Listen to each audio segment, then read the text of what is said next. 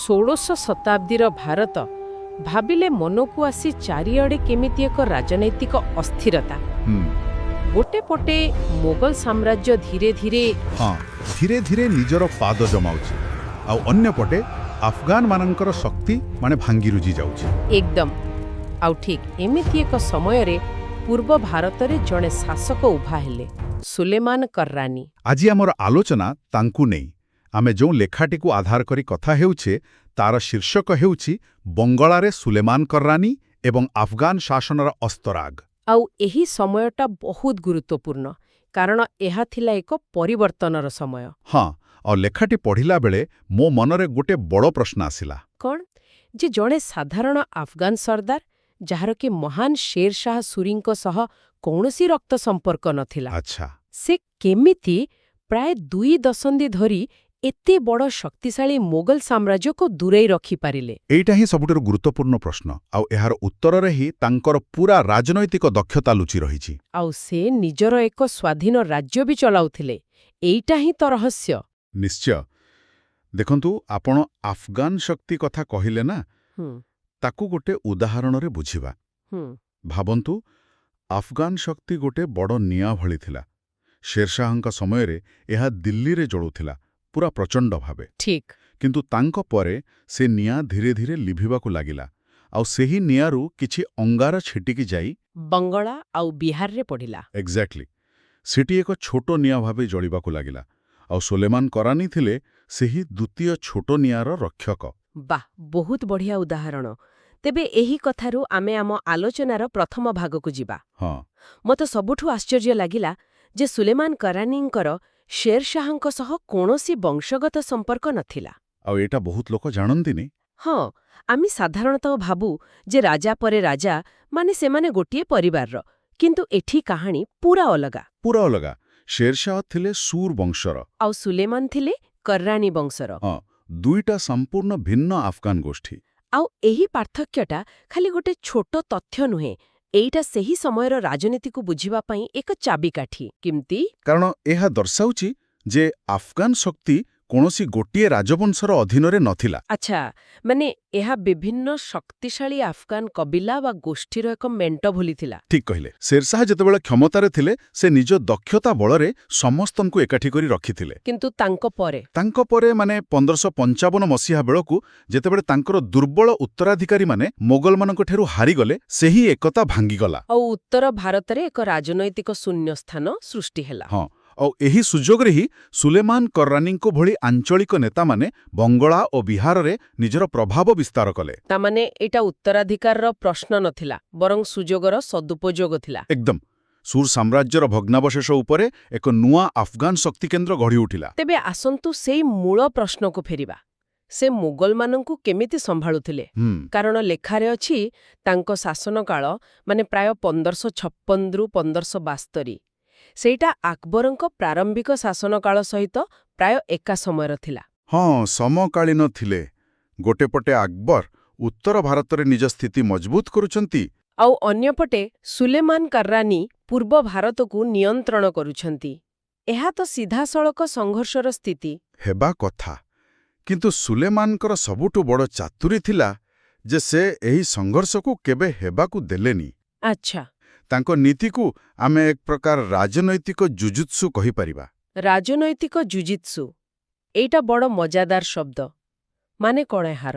ଜୁଜୁତ୍ସୁରେ କେମିତି ପ୍ରତିପକ୍ଷର ଶକ୍ତିକୁ ତାରି ବିରୁଦ୍ଧରେ ବ୍ୟବହାର କରାଯାଏ। ହଁ, ସୁଲେମାନ ଠିକ୍ ସେୟା କଲେ।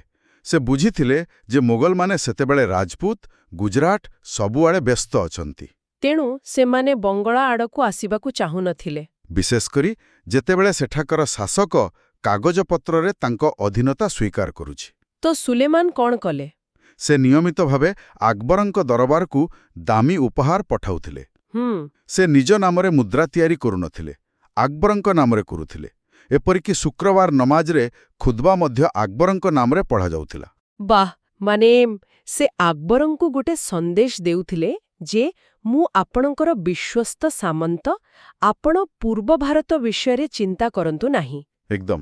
ଅର୍ଥାତ୍ ଦୁର୍ବଳତାର ଏକ ପ୍ରଦର୍ଶନ ହିଁ ତାଙ୍କର ସବୁଠୁ ବଡ଼ ଶକ୍ତି ଥିଲା। ଠିକ୍ ଧରିଛନ୍ତି। ସେ ଜାଣିଶୁଣି ନିଜକୁ ଛୋଟ ଦେଖାଇ ମୋଗଲମାନଙ୍କର ଅହଙ୍କାରକୁ ସନ୍ତୁଷ୍ଟ କରୁଥିଲେ, କିନ୍ତୁ ପର୍ଦ୍ଦା ପଛରେ ସେ ହିଁ ଥିଲେ ପ୍ରକୃତ ସୁଲତାନ।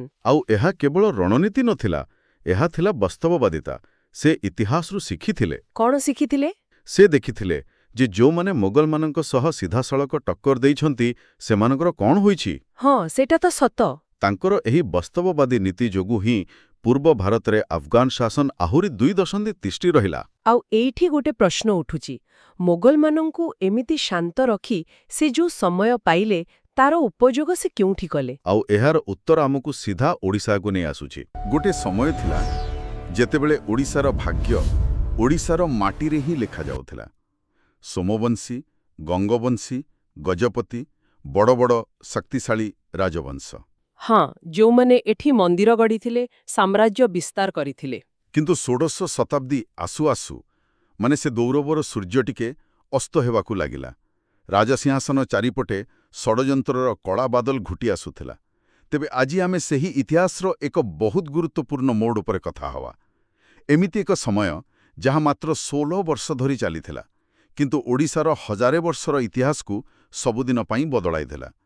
ଆମେ କଥା ହେବା ଓଡ଼ିଶାରେ ଆଫଗାନ ଶାସନ ବିଷୟରେ, ଆଉ ବୁଝିବାକୁ ଚେଷ୍ଟା କରିବା ଶହ ଶହ ବର୍ଷର ସ୍ୱାଧୀନତା ପରେ ପ୍ରଥମ ଥର ପାଇଁ ଓଡ଼ିଶା କେମିତି ଆଉ କାହିଁକି ପରାଧୀନ ହେଲା। ହଁ, ଆଉ ଏହି କାହାଣୀକୁ ବୁଝିବାକୁ ହେଲେ ଆମକୁ ସେହି ସମୟର ପରିସ୍ଥିତିକୁ ଦେଖିବାକୁ ପଡ଼ିବ। ଦେଖନ୍ତୁ, 16ଶ ଶତାବ୍ଦୀର ମଧ୍ୟଭାଗ ବେଳକୁ ଓଡ଼ିଶାର ରାଜନୈତିକ ଅବସ୍ଥା ଭଲ ନଥିଲା। ଭୋଇ ରାଜବଂଶ ଥିଲେ ସେତେବେଳେ, ଠିକ୍ ନା? ହଁ, ଭୋଇ ରାଜବଂଶ ଶାସନ କରୁଥିଲେ, କିନ୍ତୁ ନାଙ୍କୁ ମାତ୍ର।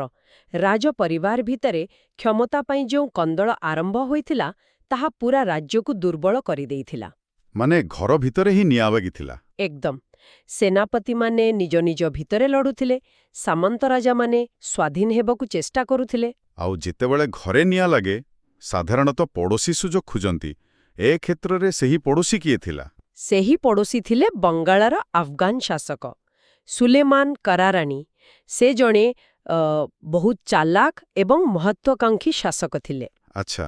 ସେ ଦେଖୁଥିଲେ ଯେ ଓଡ଼ିଶା ଭିତରେ ଭାଙ୍ଗି ଯାଇଛି, ଆଉ ଏହା ହିଁ ଠିକ୍ ସମୟ ନିଜ ସାମ୍ରାଜ୍ୟ ବିସ୍ତାର କରିବା ପାଇଁ। ତେଣୁ 1560 ଖ୍ରୀଷ୍ଟାବ୍ଦରେ ସେ ଏକ ବଡ଼ ସେନା ନେଇ ଓଡ଼ିଶା ଉପରେ ଆକ୍ରମଣ କଲେ। କିନ୍ତୁ ଆମ ସେନା, ଓଡ଼ିଶାର ସେନା କ'ଣ ଏହାର ମୁକାବିଲା କରିପାରିଲା ନାହିଁ? ଆମର ତ ଗଜପତିମାନଙ୍କର ଏକ ଶକ୍ତିଶାଳୀ ସେନାର ପରମ୍ପରା ଥିଲା। ପରମ୍ପରା ଥିଲା, କିନ୍ତୁ ସେତେବେଳକୁ ଶକ୍ତି ନଥିଲା।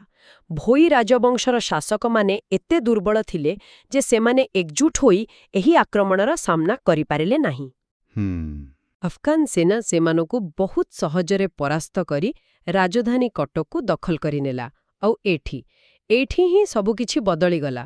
ଓଡ଼ିଶାର ନିଜ ରାଜାଙ୍କର ଶାସନର ଯୁଗ ସେଇଠି ସରିଲା। ହଁ, ଶହ ଶହ ବର୍ଷରେ ସ୍ୱାଧୀନତା ପରେ ପ୍ରଥମ ଥର ପାଇଁ ଓଡ଼ିଶା ପରାଧୀନ ହେଲା। ଏହା କେବଳ ଏକ ରାଜବଂଶର ପତନ ନଥିଲା, ଏହା ଓଡ଼ିଶାର ସ୍ୱାଧୀନତାର ଅନ୍ତ ଥିଲା। ଏହା ଏକ ବହୁତ ବଡ଼ କଥା। ଆଚ୍ଛା, ତେବେ ଜିତିବା ତ ଗୋଟେ କଥା, କିନ୍ତୁ ତାକୁ ଶାସନ କରିବା ଆଉ ଏକ କଥା। ବିଶେଷ କରି ଯେତେବେଳେ ଭାଷା, ସଂସ୍କୃତି, ଧର୍ମ ସବୁକିଛି ଅଲଗା। ସୁଲେମାନ କରୁରାନୀ ଏହି ନୂଆ ଦାୟିତ୍ୱକୁ କେମିତି ସମ୍ଭାଳିଲେ? ସେ କ'ଣ ପୁରା ବ୍ୟବସ୍ଥାକୁ ବଦଳାଇ ଦେବାକୁ ଚେଷ୍ଟା କଲେ? ଏଠି ହିଁ ସୁଲେମାନ କରୁରାଣୀଙ୍କର ରାଜନୈତିକ ବୁଦ୍ଧି ଦେଖିବାକୁ ମିଳେ। ସେ ଜାଣିଥିଲେ ଯେ ଯଦି ସେ ସବୁକିଛି ବଦଳାଇବାକୁ ଚେଷ୍ଟା କରିବେ, ତେବେ ଚାରିଆଡ଼େ ବିଦ୍ରୋହ ହେବ। ହଁ, ତାହା ତ ସ୍ୱାଭାବିକ। ତେଣୁ ସେ ଏକ ମିଶ୍ରିତ ନୀତି ଆପଣାଇଲେ। ଉପର ସ୍ତରରେ, ପ୍ରଶାସନର ମୁଖ୍ୟ ସ୍ତରରେ ସେ ନିଜର ନିୟନ୍ତ୍ରଣ ରଖିଲେ। ଓଡ଼ିଶାକୁ ବଙ୍ଗଳା ସୁଲତାନତର ଏକ ଅଂଶ କରିଦେଲେ ଏବଂ କଟକରେ ନିଜର ଆଫଗାନ ଗଭର୍ଣ୍ଣର ନିଯୁକ୍ତ କଲେ। ଅର୍ଥାତ୍ ମୁଖ୍ୟ ନିଷ୍ପତ୍ତି ନେବା ପାଇଁ ନିଜ ଲୋକଙ୍କୁ ରଖିଲେ। କିନ୍ତୁ ତଳ ସ୍ତରରେ କ'ଣ ହେଲା? ଗାଁ ଗହଳିରେ, ରାଜସ୍ୱ ଆଦାୟ କ୍ଷେତ୍ରରେ? ସେଇଠି ସେ କୌଣସି ପରିବର୍ତ୍ତନ କଲେ ନାହିଁ। ସେ ସ୍ଥାନୀୟ ହିନ୍ଦୁ ଅଧିକାରୀ, ଜମିଦାର ଏବଂ ଗ୍ରାମ ମୁଖିଆମାନଙ୍କୁ ପୂର୍ବପରି କାମ କରିବାକୁ ଦେଲେ। ଆଚ୍ଛା। ରାଜସ୍ୱ ସଂଗ୍ରହ କରିବାର ଯେଉଁ ପୁରୁଣା ବ୍ୟବସ୍ଥା ଥିଲା, ତାକୁ ସେମିତି ହିଁ ଚାଲୁ ରଖିଲେ। ଏହାର 2ଟି ବଡ଼ ଫାଇଦା ହେଲା। କ'ଣ କ'ଣ? ପ୍ରଥମତଃ, ଲୋକମାନଙ୍କୁ ଲାଗିଲା ନାହିଁ ଯେ ସେମାନଙ୍କର ଦୈନନ୍ଦିନ ଜୀବନରେ କିଛି ବଡ଼ ପରିବର୍ତ୍ତନ ହୋଇଛି। ଆଉ ଦ୍ୱିତୀୟତଃ, ରାଜସ୍ୱ ଆଦାୟ ବିନା କୌଣସି ବାଧାରେ ଚାଲୁ ରହିଲା, ଯାହା ଏକ ସାମ୍ରାଜ୍ୟ ପାଇଁ ସବୁଠୁ ଜରୁରୀ। ଏହା ଶୁଣିବାକୁ ବହୁତ ପରିଚିତ ଲାଗୁଛି। ଏହା ଏକ ଚତୁର ପଦକ୍ଷେପ ଥିଲା, କିନ୍ତୁ ଏହା ତ ଗଲା ପ୍ରଶାସନ କଥା। ଓଡ଼ିଶାର ସବୁଠାରୁ ସମ୍ବେଦନଶୀଳ ପ୍ରସଙ୍ଗ ହେଉଛି ଜଗନ୍ନାଥ ମନ୍ଦିର। ଜଣେ ମୁସଲିମ ଶାସକଙ୍କ ଅଧୀନରେ ମନ୍ଦିରର କ'ଣ ହେଲା? ଏହା ଆଫଗାନ ଶାସନର ସବୁଠାରୁ ଗୁରୁତ୍ୱପୂର୍ଣ୍ଣ ଏବଂ ଆଲୋଚିତ ଦିଗ। ଦେଖନ୍ତୁ, ଇତିହାସରେ ଆମେ ଦେଖିଛୁ ଯେ ଅନେକ ଆକ୍ରମଣକାରୀ ସ୍ଥାନୀୟ ଧାର୍ମିକ ସ୍ଥଳୀକୁ ନଷ୍ଟ କରି ନିଜର ପ୍ରଭୁତ୍ୱ ଜାହିର କରିବାକୁ ଚେଷ୍ଟା କରନ୍ତେ। କିନ୍ତୁ ସୁଲେମାନ କରରାନୀ ସେହି ରାସ୍ତାରେ ଗଲେ ନାହିଁ। ସେ ବୁଝିଥିଲେ ଯେ ଜଗନ୍ନାଥ କେବଳ ଜଣେ ଦେବତା ନୁହନ୍ତି। ସେ ଓଡ଼ିଶାର ପରିଚୟ। ଏକଦମ, ସେ ଓଡ଼ିଶାର ସାମାଜିକ, ସାଂସ୍କୃତିକ ଏବଂ ରାଜନୈତିକ ଜୀବନର କେନ୍ଦ୍ରବିନ୍ଦୁ। କିନ୍ତୁ କିଛି ଐତିହାସିକ ଏହାକୁ କେବଳ ଏକ ରାଜନୈତିକ ଚାଲ ବୋଲି କୁହନ୍ତି, ପ୍ରକୃତ ଧାର୍ମିକ ସହିଷ୍ଣୁତା ନୁହେଁ। ସେମାନଙ୍କ ମତରେ କରରାଣୀ ଜାଣିଥିଲେ ଯେ ଜଗନ୍ନାଥ ମନ୍ଦିର ଉପରେ ହାତ ଦେଲେ ପୂରା ଓଡ଼ିଶା ତାଙ୍କ ବିରୋଧରେ ଠିଆ ହୋଇଯିବ। ଏଥିରେ କେତେ ସତ୍ୟତା ଅଛି? ଦେଖନ୍ତୁ, ଏହି କଥାରେ ବହୁତ ସତ୍ୟତା ଅଛି। ତାଙ୍କର ଏହି ନିଷ୍ପତ୍ତି ପଛରେ ଧାର୍ମିକ ସହିଷ୍ଣୁତା ଥିଲା କି ନାହିଁ ତାହା କହିବା କଷ୍ଟକର, କିନ୍ତୁ ଏହା ନିଶ୍ଚିତ ଯେ ଏହା ଏକ ବ୍ୟବହାରିକ ଏବଂ ରାଜନୈତିକ ନିଷ୍ପତ୍ତି ଥିଲା। ମାନେ ଶାନ୍ତି ବଜାୟ ରଖିବା ପାଇଁ? ହଁ, ସେ ଜାଣିଥିଲେ ଯେ ମନ୍ଦିରକୁ ସୁରକ୍ଷିତ ରଖିଲେ ଓଡ଼ିଶାର ଲୋକମାନେ ଶାନ୍ତ ରହିବେ। ତେଣୁ ସେ ଜଗନ୍ନାଥ ମନ୍ଦିରକୁ ନଷ୍ଟ କରିନଥିଲେ କିମ୍ବା ମନ୍ଦିରର ଦୈନନ୍ଦିନ ରୀତିନୀତିରେ କୌଣସି ପ୍ରକାର ହସ୍ତକ୍ଷେପ କରିନଥିଲେ। ପୁରୀକୁ ତୀର୍ଥଯାତ୍ରା ପୂର୍ବ ଭଳି ଚାଲୁ ରହିଲା। ଆଉ ଏହି ଗୋଟିଏ ନିଷ୍ପତ୍ତି ତାଙ୍କ ଶାସନକୁ ସୁଦୃଢ଼ କରିବାରେ ବହୁତ ସାହାଯ୍ୟ କଲା। ନିଶ୍ଚିତ ଭାବରେ। ଆଚ୍ଛା, ତେବେ ଯେତେବେଳେ କରୱାନୀ ପୂର୍ବ ଭାରତରେ ନିଜର ଶାସନକୁ ମଜବୁତ କରୁଥିଲେ, ସେତେବେଳେ ଭାରତର ବଡ଼ ରାଜନୈତିକ ମଞ୍ଚରେ କ'ଣ ଚାଲିଥିଲା? ମୋର ଅନୁମାନ, ଦିଲ୍ଲୀରେ ମୋଗଲମାନଙ୍କର ଶକ୍ତି ବଢ଼ୁଥିଲା। ଆପଣଙ୍କ ଅନୁମାନ ଏକଦମ ଠିକ୍। ସେହି ସମୟରେ ଦିଲ୍ଲୀର ସିଂହାସନରେ ଥିଲେ ସମ୍ରାଟ ଆକବର। ଆଉ ତାଙ୍କ ନେତୃତ୍ୱରେ ମୋଗଲ ସାମ୍ରାଜ୍ୟ ଦ୍ରୁତଗତିରେ ସାରା ଭାରତରେ ବ୍ୟାପୁଥିଲା। ଆଉ ସେମାନଙ୍କର ନଜର ବଙ୍ଗଳା ଓ ଓଡ଼ିଶା ଉପରେ ଥିବ ନିଶ୍ଚୟ। ହଁ, ରାଜନୈତିକ ଏବଂ ଅର୍ଥନୈତିକ ଦୃଷ୍ଟିରୁ ଏହା ବହୁତ ଗୁରୁତ୍ୱପୂର୍ଣ୍ଣ ଥିଲା। ସୁଲେମାନ କରରାନୀ ଏହି କଥା ଭଲ ଭାବରେ ଜାଣିଥିଲେ। ସେ ଜାଣିଥିଲେ ଯେ ମୋଗଲମାନଙ୍କ ସହିତ ସିଧାସଳଖ ଲଢ଼େଇ କରିବା ଆତ୍ମହତ୍ୟା ସହ ସମାନ। ତାହେଲେ ସେ କ'ଣ କଲେ? ସେ କୂଟନୀତିର ଖେଳ ଖେଳିଲେ। ସେ ଆକବରଙ୍କର ସାର୍ବଭୌମତ୍ୱକୁ ଔପଚାରିକ ଭାବରେ ସ୍ୱୀକାର କଲେ, କିନ୍ତୁ ବାସ୍ତବରେ ନିଜ ଅଞ୍ଚଳରେ ସ୍ୱାଧୀନ ଭାବରେ ଶାସନ କରୁଥିଲେ। ଏକଦମ, ସେ ନିୟମିତ ଭାବେ ମୋଗଲ ଦରବାରକୁ ଉପହାର ପଠାଉଥିଲେ ଏବଂ ନିଜକୁ ମୋଗଲମାନଙ୍କର ଜଣେ ବନ୍ଧୁ ଭାବରେ ଦେଖାଉଥିଲେ। ଏହା ଏକ ପ୍ରକାରର ସମ୍ବେଦନଶୀଳ ସନ୍ତୁଳନ ଥିଲା। ଏଭଳି କୂଟନୈତିକ ସନ୍ତୁଳନ ଜଣେ ଶକ୍ତିଶାଳୀ ଏବଂ ଦୂରଦୃଷ୍ଟି ସମ୍ପନ୍ନ ଶାସକଙ୍କ ଉପରେ ହିଁ ନିର୍ଭର କରେ। ତେଣୁ ସ୍ୱାଭାବିକ ଭାବେ ମନରେ ପ୍ରଶ୍ନ ଆସେ, ତାଙ୍କ ପରେ ଏହି ସାମ୍ରାଜ୍ୟର କ'ଣ ହେଲା? ଆଉ ସେହି ପ୍ରଶ୍ନ ହିଁ ଆଫଗାନ ଶାସନର ପତନର କାରଣ ଥିଲା। 1572 ଖ୍ରୀଷ୍ଟାବ୍ଦରେ ସୁଲେମାନ କରରାନୀଙ୍କର ମୃତ୍ୟୁ ହେଲା। ଆଚ୍ଛା। ତାଙ୍କ ପରେ ତାଙ୍କ ପୁଅ ଦାଉଦ୍ ଖାଁ କରରାଣୀ ଶାସକ ହେଲେ। କିନ୍ତୁ ଦାଉଦ୍ ଖାଁଙ୍କ ପାଖରେ ତାଙ୍କ ବାପାଙ୍କ ଭଳି ଧୈର୍ଯ୍ୟ କିମ୍ବା କ'ଣ କହନ୍ତି ରାଜନୈତିକ କୌଶଳ ନଥିଲା। ସେ ଯୁବକ ଥିଲେ, ଅଭିମାନୀ ଥିଲେ। ଆଉ ସେ ଭାବୁଥିଲେ ଯେ ସେ ମୁଗଲମାନଙ୍କୁ ଚ୍ୟାଲେଞ୍ଜ କରିପାରିବେ। ଏହା ତ ସବୁବେଳେ ଏକ ଖରାପ ବିଚାର ହୋଇଥାଏ। ହଁ, ସେ ନିଜକୁ ବଙ୍ଗଳା, ବିହାର ଏବଂ ଓଡ଼ିଶାର ସ୍ୱାଧୀନ ସୁଲତାନ ଘୋଷଣା କରିଦେଲେ।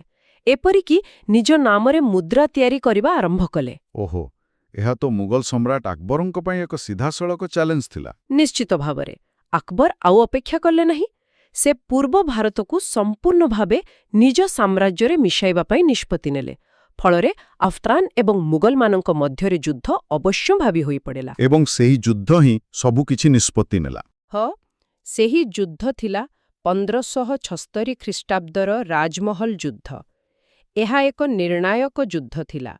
ଗୋଟେ ପଟେ ମୋଗଲମାନଙ୍କର ସୁସଜ୍ଜିତ, ଅନୁଭବୀ ସେନା, ଯେଉଁମାନେ ସାରା ଉତ୍ତର ଭାରତ ଜିତି ସାରିଥିଲେ। ଆଉ ଅନ୍ୟପଟେ ଦାଉଦ୍ ଖାଁଙ୍କର ଆଫଗାନ ସେନା। ଫଳାଫଳ ଯାହା ହେବାର ଥିଲା ତାହା ହିଁ ହେଲା। ମୋଗଲ ସେନା ଦାଉଦ୍ ଖାଁଙ୍କୁ ସମ୍ପୂର୍ଣ୍ଣ ଭାବେ ପରାସ୍ତ କଲା। ଦାଉଦ୍ ଖାଁ ଯୁଦ୍ଧରେ ନିହତ ହେଲେ। ତାମାନେ ଜଣେ ଶାସକଙ୍କର ଭୁଲ ନିଷ୍ପତ୍ତି ପୂରା ସାମ୍ରାଜ୍ୟକୁ ନେଇ ବୁଡ଼ିଗଲା। ଏକଦମ। ରାଜମହଲ ଯୁଦ୍ଧରେ ପରାଜୟ କେବଳ ଦାଉଦ୍ ଖାଁଙ୍କର ପରାଜୟ ନଥିଲା, ଏହା ସହିତ ବଙ୍ଗଳା ଏବଂ ଓଡ଼ିଶାର ଆଫଗାନ ଶକ୍ତିର ସବୁଦିନ ପାଇଁ ଅନ୍ତ ଘଟିଲା। ଆଉ ମାତ୍ର 16 ବର୍ଷର ଶାସନ ପରେ ଓଡ଼ିଶା ଆଫଗାନମାନଙ୍କ ହାତରୁ ସିଧାସଳଖ ମୋଗଲ ସାମ୍ରାଜ୍ୟର ଅଧୀନକୁ ଚାଲିଗଲା। ହଁ। ତେବେ ଆସନ୍ତୁ ଏସବୁକୁ ଏକାଠି କରି ଦେଖିବା। ଯଦି ଏହି ଶାସନ ମାତ୍ର 16 ବର୍ଷ ଚାଲିଲା, ତେବେ ଆମେ ଆଜି ଏହା ବିଷୟରେ ଏତେ କାହିଁକି କଥା ହେଉଛି? ଓଡ଼ିଶା ଇତିହାସରେ ଏହାର ଗୁରୁତ୍ୱ କ'ଣ? ଦେଖନ୍ତୁ, ଏଇ ଛୋଟ ସମୟ ଅତ୍ୟନ୍ତ ଗୁରୁତ୍ୱପୂର୍ଣ୍ଣ, କାରଣ ଏହା ଓଡ଼ିଶାର ଇତିହାସକୁ 3ଟି ପ୍ରମୁଖ ଉପାୟରେ ବଦଳାଇ ଦେଇଥିଲା। ପ୍ରଥମତଃ, ଏହା ଓଡ଼ିଶାରେ ହଜାର ହଜାର ବର୍ଷ ଧରି ଚାଲିଆସୁଥିବା ସ୍ଥାନୀୟ ସ୍ୱାଧୀନ ରାଜବଂଶୀୟ ଶାସନର ଅନ୍ତକୁ ଚିହ୍ନିତ କରେ। ଏହାପରେ ଓଡ଼ିଶା ଆଉ କେବେହେଲେ ସେହି ପୂର୍ବ ଗୌରବ ଏବଂ ସମ୍ପୂର୍ଣ୍ଣ ସ୍ୱାଧୀନତା ଫେରି ପାଇନାହିଁ। ଏହା ଏକ ଯୁଗର ସମାପ୍ତି ଥିଲା। ହଁ, ଆଉ ଦ୍ୱିତୀୟ କଥା ହେଲା, ଏହା ହିନ୍ଦୁ ରାଜ୍ୟର ପୁରୁଣା ପ୍ରଶାସନିକ ବ୍ୟବସ୍ଥା ଏବଂ ଆଗାମୀ ମୋଗଲ ପ୍ରଶାସନ ମଧ୍ୟରେ ଏକ ସେତୁ ଭାବରେ କାର୍ଯ୍ୟ କଲା। ଆଚ୍ଛା, ଆମେ ଯେମିତି ଆଲୋଚନା କଲେ, ଆଫଗାନମାନେ ତଳସ୍ତରର ପ୍ରଶାସନିକ ଢାଞ୍ଚାକୁ ବଦଳାଇ ନଥିଲେ। ଠିକ୍। ତେଣୁ ଯେତେବେଳେ ମୋଗଲମାନେ ଆସିଲେ, ସେମାନଙ୍କୁ ଏକ ପ୍ରସ୍ତୁତ ବ୍ୟବସ୍ଥା ମିଳିଗଲା। ସେମାନେ ସେହି ଆଧାର ଉପରେ ନିଜର ଶାସନ ପ୍ରତିଷ୍ଠା କଲେ। ତେଣୁ ଆଫଗାନ ଶାସନ ଏକ ପ୍ରକାରର ଅଦୃଶ୍ୟ ସେତୁ ଥିଲା। ଆଉ ତୃତୀୟ ଏବଂ ସବୁଠୁ ଗୁରୁତ୍ୱପୂର୍ଣ୍ଣ ପରିବର୍ତ୍ତନ। ତୃତୀୟତଃ, ଏହା ପ୍ରଥମ ଥର ପାଇଁ ଓଡ଼ିଶାକୁ ସର୍ବଭାରତୀୟ ସାମ୍ରାଜ୍ୟ ରାଜନୀତିର ମୁଖ୍ୟ ସ୍ରୋତରେ ସିଧାସଳଖ ସାମିଲ କଲା। ଏହା ପୂର୍ବରୁ ଓଡ଼ିଶା ଏକ ଶକ୍ତିଶାଳୀ ଆଞ୍ଚଳିକ ଶକ୍ତି ଥିଲା, ଯାହାର ନିଜର ସ୍ୱାତନ୍ତ୍ର ରାଜନୀତି ଥିଲା, କିନ୍ତୁ ଆଫଗାନ ମୁଗଲ ସଂଘର୍ଷ ପରେ ଓଡ଼ିଶା ସେହି ବଡ଼ ଖେଳରେ ଏକ ଅଂଶ ହୋଇଗଲା। ହଁ। ଅର୍ଥାତ୍ ଏହାପରେ ଓଡ଼ିଶାର ଭାଗ୍ୟର ନିଷ୍ପତ୍ତି କଟକ କିମ୍ବା ପୁରୀରେ ନୁହେଁ, ବରଂ ଆଗ୍ରା ଏବଂ ଦିଲ୍ଲୀରେ ନିଆଯିବା ଆରମ୍ଭ ହେଲା। ଏହା ସତରେ ଏକ ବହୁତ ବଡ଼ ମାନସିକ ଏବଂ ରାଜନୈତିକ ପରିବର୍ତ୍ତନ ଥିଲା। କିନ୍ତୁ ଦେଖନ୍ତୁ, ସାମ୍ରାଜ୍ୟ ସର୍ବଦା ପ୍ରତିରୋଧକୁ ଆମନ୍ତ୍ରଣ କରେ। ଓଡ଼ିଶାରେ ଏହି ବିଦେଶୀ ଶାସନର ଆଗମନ ଏକ ନୂଆ ଏବଂ ଲମ୍ବା ସଂଘର୍ଷର ଆରମ୍ଭ ମଧ୍ୟ ଥିଲା। ହଁ, ଏହାପରେ ମୋଗଲ ଗଭର୍ଣ୍ଣର, ମରାଠା ସେନା ଏବଂ ଶେଷରେ ଔପନିବେଶିକ ଶାସନ। ତେବେ ଏଠାରେ ଚିନ୍ତା କରିବାର କଥା ହେଉଛି, ଯଦି ସେହି 16 ବର୍ଷର ଆଫଗାନ ଶାସନ ଓଡ଼ିଶାକୁ ଦୁର୍ବଳ କରିନଥାନ୍ତା, ତେବେ କ'ଣ ଓଡ଼ିଶାର ପରବର୍ତ୍ତୀ ଇତିହାସ ଅଲଗା ହୋଇଥାନ୍ତା? ଏହି ଛୋଟ ସମୟ କିପରି ଆଗାମୀ ଶତାବ୍ଦୀର ସଂଘର୍ଷ ଏବଂ ପରାଧୀନତା ପାଇଁ ମଞ୍ଚ ପ୍ରସ୍ତୁତ କରିଥିଲା, ତାହା ଏକ ବଡ଼ ପ୍ରଶ୍ନ।